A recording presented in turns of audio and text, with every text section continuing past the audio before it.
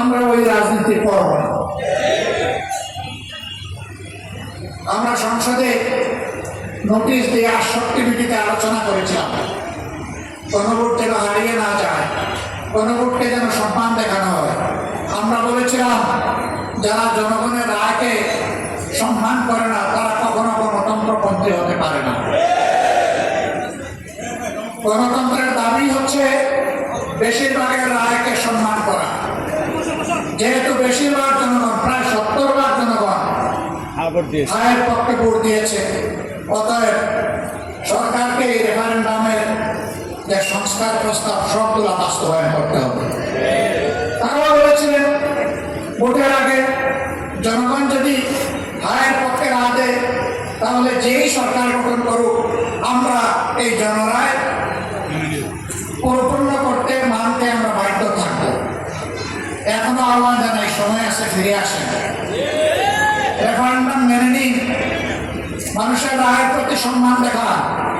নইলে মনে রাখবেন, মানুষের রায়কে উপেক্ষা অগ্রাহ্য করে জোর করে যদি শাসন ব্যবস্থা চালাতে চান এই জনগণ আপনাদের সামনে হিমালয় পর্বত হয়ে দাঁড়িয়ে যাবে।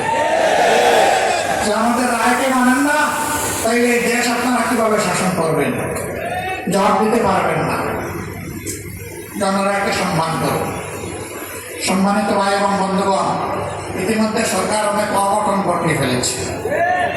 কেন্দ্রীয় ব্যাংকের গভর্নর নিয়োগ, ইসলামী ব্যাংক সহ বিভিন্ন ব্যাংকের দিকে কালো হাত, বিশ্ববিদ্যালয়ের যোগ্য বিসিদেরকে সরিয়ে দিয়ে দলের একান্ত অনুগত দলের কর্মীদেরকে বিসি হিসাবে বসায় দেওয়া, জেলা পরিষদের মতো গুরুত্বপূর্ণ জায়গায় নিজেদের দলীয় ক্যাডার এবং নেতাদেরকে প্রশাসক হিসেবে বসিয়ে দেওয়া,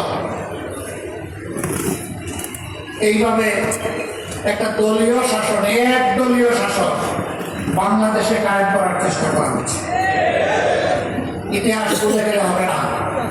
শেখ মুজিবুর রহমান সাহেব একদলীয় বাদশাহ ত্যাগ করেছিলেন না, অর্ধ বছর ক্ষমতায় থাকতে পারেননি এরপরে। সুতরাং একদলীয় শাসনে দেশের মানুষ মেনে নেবে না। সংসদে দাঁড়িয়ে বিরোধী দলকে তুচ্ছ-তাচ্ছিল্য করার এই সংস্কৃতি চালু করেছিল আওয়ামী লীগ। সবচেয়ে বেশি গালি দিত বিএনপিকে, সাথে সাথে আমাদেরকেও একটু রাখতো, সার দিত।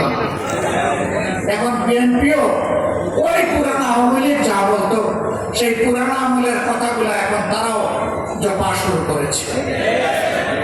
যে কথাগুলো জপতে জপতে আওয়ামী লীগ গিয়ে পড়ছে দিল্লিতে, আপনারা সেই কথাগুলো জপতে জপতে কোথায় গিয়ে পড়বেন? জনগণ এগুলা খায় না, তরুণ যুব সমাজ এগুলা শুনতে চায় না। তরুণ যুব সমাজের বুকের ভাষা বোঝার চেষ্টা করো, তাইলে ভুল করবে। আমরা আশা করতে চাই সরকার তারা নিজেদের ভুল নীতি পরিহার করে জনকল্যাণমূলক জনবান্ধব নীতিতে ফিরে আসবে। সম্মানিত ভাইয়েরা, একটা বড় বাজেট দেওয়া হয়েছে, অসুবিধা নাই। বাজেট দেওয়ার দায়িত্ব সরকারের, বাস্তবায়ন করার দায়িত্ব সরকারের। শুধু এতটুকু বলবো, গত 15.5 বছর এই বাজেট থেকে যেভাবে আওয়ামী লীগ আর তার দূষররা 29 লক্ষ কোটি টাকা চুরি করে নিয়ে দিয়েছিল, সেই পথে আপনারা হাঁটবেন না। তবে কিভাবে আস্থা রাখবো? কারণ সরকার গঠন করার আগে এবং পরে আপনারা তো চাঁদাবাজদের হাত আপনারা আটকাইতে পারেন নাই। একটা চাঁদাবাজকে আপনারা শাস্তির আওতায় আনেন নাই। ঘুষ দুর্নীতি বন্ধ করেন নাই, বরঞ্চ তার মিটার আগের থেকে বেড়ে গেছে।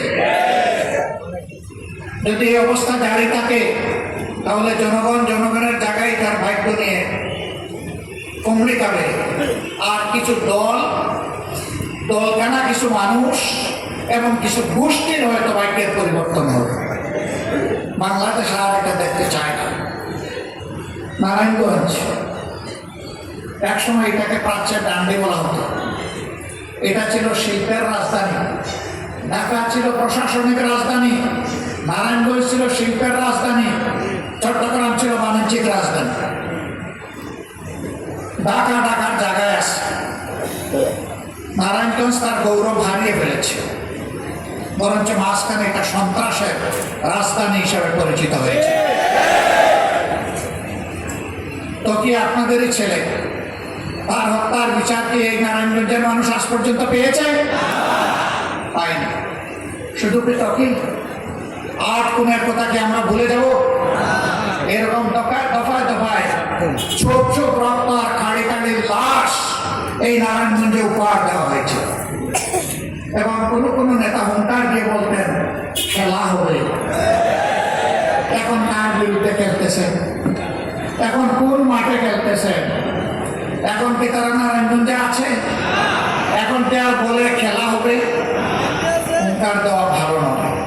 অহংকার আল্লাহ তাআলার চাদর, আল্লাহ তাআলা পছন্দ করেন না এটা নিয়ে কোনো মানুষ টানাটানি করে। অহংকারীরা তাদের কিছুটা পাওনা পেয়েছে, বাকি পাওনাটাও তারা পাবে, এটা দেশবাসী দেখতে চায়। নতুন করে ওই রকম কোনো গডবাধা এখানে তৈরি হোক, আমরা এটা চাই না। কিন্তু মানুষের মনে বুবা কান্না। আমি এখানে আসার আগে নারায়ণগঞ্জের বিশিষ্ট কিছু ব্যবসায়ী বন্ধুদের সাথে বসেছি, একটুখানি সময় তাদের কথা শুনলাম। কি জন্য একটা আতঙ্ক তাদেরকে তাড়া করছে। তারা বুক বড় করে মুখ করে কথা বলতে চান না। তাদের চোখের ভাষা বোঝা যায়, কিন্তু টুটের ভাষা অস্পষ্ট। শেষ পর্যন্ত একজন নিরাপত্তা ভেঙে বলেই ফেললেন, আমরা ভালো নেই। এই চাঁদাবাজরা ভালো থাকতে দিচ্ছে না। এই চাঁদাবাজ কারা, কোন দলের? নারায়ণগঞ্জবাসী আপনারা এদেরকে চিনেন কিনা? দলের নেতা হয়ে বলা হবে আমরা দুর্নীতির টুটি চেপে ধরব, আর ঘরে ঘরে চাঁদাবাজদেরকে লেলিয়ে দিবেন। কথার সাথে কাজের মিল নেই। আবার তারাই আমাদেরকে কোটা দেন, হাজার জাতের কোটা। আমরা নাকি কোথায় জান্নাতের টিকিট বিক্রি করেছি। আচ্ছা, আপনারা কেউ কি জান্নাতের কোনো টিকিট বিক্রি করেছেন? আপনাদের কাছে কি কেউ কোনো জান্নাতের টিকিট বিক্রি করেছে? আপনারাও বিক্রি করেন নাই, আপনাদের কাছেও বিক্রি করেন। জান্নাতের টিকিট কারা বিক্রি করেছে? যারা ইলেকশন করতে গিয়ে বলেছে এই মার্কায় ভোট দিলে আপনারা জান্নাত পাবে। সেই ভিডিওগুলাকে হারিয়ে গেছে, হারিয়ে যায়। কারা বিক্রি করেছে? বলেছে অমুক নেতার নাম ডেইলি 100 আর নিলে আপনি জান্নাতে যাবেন। তারা আরেকটা অগ্রসর হয়ে বলেছে আমাদের অমুক নেতার নাম নেওয়ার আগে উজু করা লাগবে। এই কথাগুলি কি আমাদের নেতারা কেউ বলেছেন? কর্মীরা কেউ বলেছেন? আপনারা কেউ বলেছেন? কেউ বলে দেয়। তাহলে বিষয়টা কি? বিষয় হলো চুরের মার বড় গলা। এক চুরের কাহিনী শুনেছিলাম, গরু চুর। সে গরু চুরি করে নিয়ে আসছে। মালিক ধনী না, গরিব মানুষ। খবর পাইছে অমুক জায়গায় তার গরু দুধ আছে।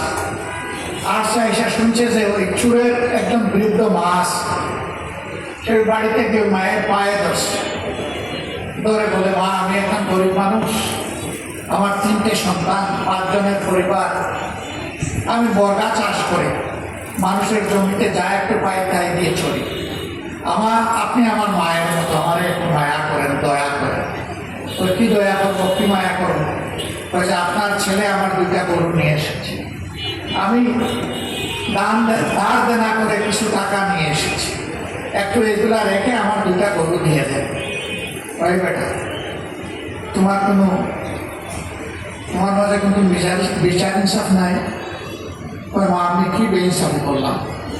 ওই যে একটা বলো আজকে তুমি কত টাকা নিয়ে এসেছো? তো সে সামান্য একটু টাকার কথা বলছে। তো জিজ্ঞেস করতেছে আমার ছেলেটা যদি ওখানে হাতে নাতে ধরা পেত তাইলে তাকে কি 2-1টা কম দিতাম? তখন তো লাঠি খুশি দিতে দিতে মেরেই ফেলতাম। সে তো ভাগ্য বলে চলে আসছে, এখন 16 আনা পাওনা দিয়ে তার কাছ থেকে নিতে হবে, 1 টাকাও কম দিলে মানব। এরই বলে চুরের মার বড় গলা। অন্যের সম্পদের পর যারা লোক দৃষ্টি ফেলে এরা চোর,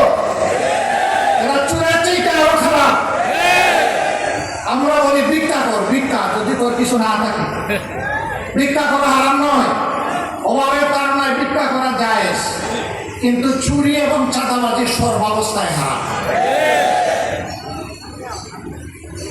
মদের উৎপাদনকারী, মদের সংরক্ষণকারী, বিপণনকারী কারা এই সমাজের মানুষ জানে না। আগে যারা ছিল তাদের হাত বদল হয়েছে।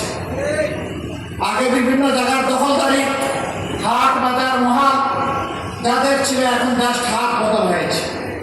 এমনকি আগে যে সমস্ত ব্যাংক ডাকাতরা বাংলাদেশের ব্যাংকগুলো থেকে হাজার হাজার কোটি টাকা লুণ্ঠন করেছে, ওদের ব্যবসাগুলো এখন কেউ না কেউ দেখাশোনা করছে। আমরা কি তাদেরকে চিনি না? জনগণ সময় মতো জবাব দেবে ইনশাআল্লাহ। প্রিয় ভাইরা, আমরা চাই না আমাদের প্রিয় নারায়ণগঞ্জ এই অশান্তি এবং চাঁদাবাজদের কবলে পড়ে থাকে। আমরা এই নারায়ণগঞ্জকে একটা স্বচ্ছ পরিচ্ছন্ন